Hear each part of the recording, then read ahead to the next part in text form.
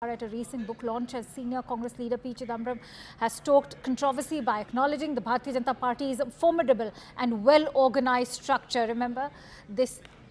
In fact, we will go back to this story, but staying with the 1267 Sanctions Committee story, where India is pushing to have TRF banned by the UNSC. Colonel Rohit Dev is joining me on the broadcast with more details.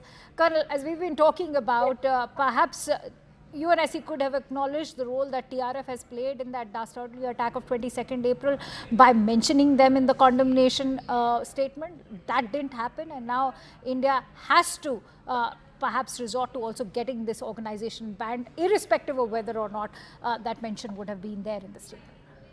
Right. So I think it's a case of Pakistan trying to have old wine in new bottle, but it's all stale. The bottle is cracked and the wine is stale. And I don't think so they can hold on to this because it has been the modus operandi of Pakistan. The UN is very well aware. The Security Council permanent members have seen enough of such evidence, including in the war in Syria, ISIS, and how the names are changed from the outlets of Lashkar-e-Taiba and Jaish-e-Mohammed specifically, which is affecting the Indian side. So I think we'll be able to put through that dossier of this terror attack and also this profile change which has happened in Pakistan. And we'll be able to substantially prove to the UN at least that they need to ban such terror organizations. And I think it's par for the course, given that there was a request made by Pakistan to put a pause to Op Sindoor, and especially the US also came in to request us to do that, contingent to what happened as a action in Pakistan, whatever the rumor is about the nuclear activity. But I think in the bargaining chip, India will be very, very, very strong diplomatically on any world fora to thumb the table and say that this and no more.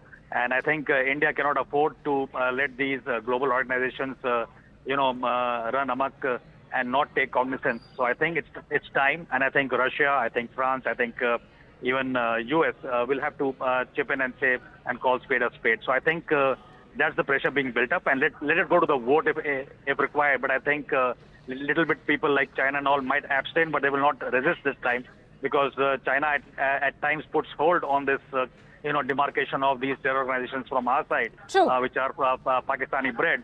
But I don't think so they can hold on more. And you have seen this happening more than once in the last 3 years.